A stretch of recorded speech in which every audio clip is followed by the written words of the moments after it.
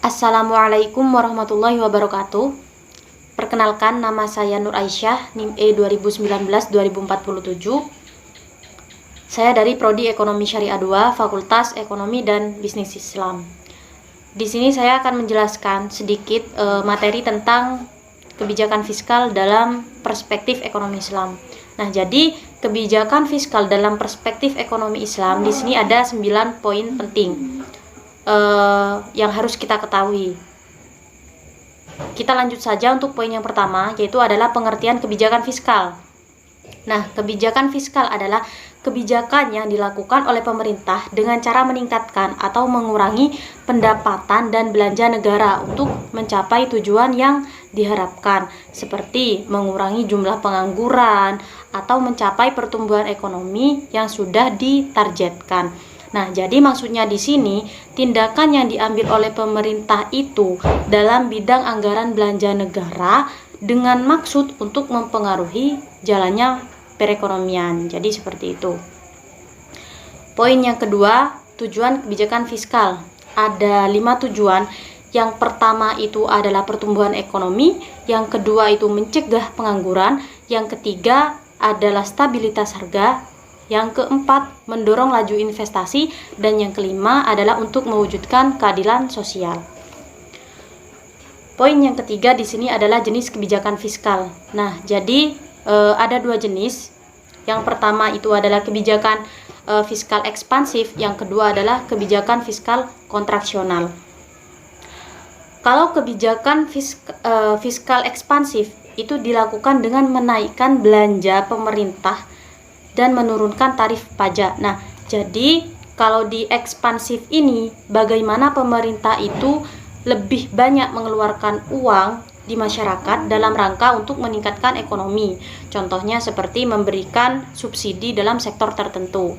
Tetapi beda lagi kalau di kebijakan fiskal kontraksional itu dilakukan dengan menurunkan belanja pemerintah dan menaikkan tarif pajak. Nah, jadi bagaimana pemerintah itu mengurangi uang yang beredar di masyarakat atau pemerintah meningkatkan pendapatan. Contohnya seperti meningkatkan tarif pajak yang awalnya itu adalah 0% naik menjadi 3% dan mengurangi subsidi dalam sektor tertentu. Nah, jadi antara kebijakan fiskal ekspansif dan kebijakan fiskal kontraksional ini itu kebalikannya, seperti itu. Kalau di ekspansif itu lebih banyak mengeluarkan uang, tetapi kalau di kontraksional itu lebih sedikit atau mengurangi uang yang beredar di masyarakat. Jadi seperti itu ya. Poin yang keempat di sini adalah komponen kebijakan fiskal. Ada 4 komponen. Yang pertama itu adalah kebijakan perpajakan. Merupakan salah satu kebijakan yang diberlakukan dalam penentuan fiskal polisi. Pajak merupakan salah satu sumber pendapatan pemerintah yang terbesar, baik dari pajak langsung maupun dari pajak tidak langsung. Nah, penetapan kebijakan ini bertujuan menjaga pajak progresif melalui keputusan pemberlakuan pajak. Menaikkan tarif pajak dapat mengurangi daya beli masyarakat terhadap barang atau jasa dan berimbas pada penurunan produksi dan investasi.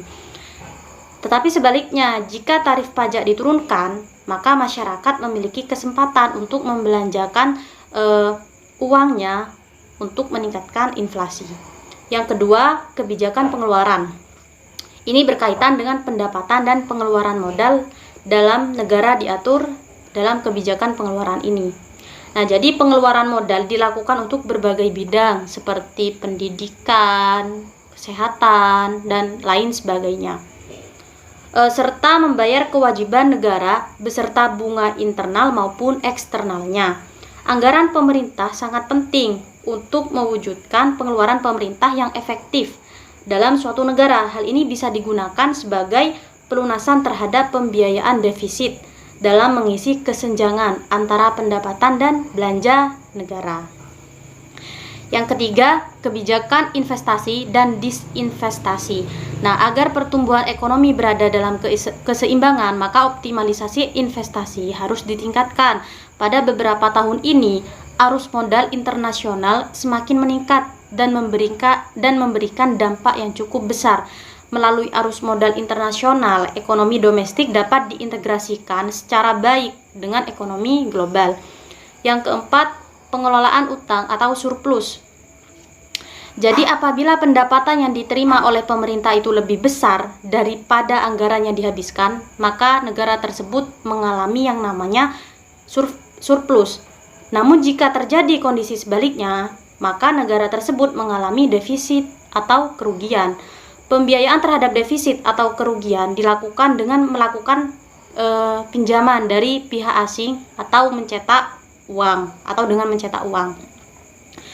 Poin yang kelima di sini instrumen kebijakan fiskal. Ada 6 instrumen. Yang pertama adalah anggaran belanja seimbang, yang kedua pembiayaan fungsional, yang ketiga anggaran defisit atau kebijakan fiskal ekspansif, yang keempat anggaran surplus atau kebijakan fiskal kontraktif, yang kelima stabilitas anggaran otomatis, yang keenam adalah pengelolaan anggaran. Poin yang keenam di sini adalah fungsi kebijakan fiskal. Ada 6 fungsi. Yang pertama itu mengoptimalkan penggunaan sumber daya alam dan sumber daya manusia. Yang kedua, mengoptimalkan kegiatan investasi.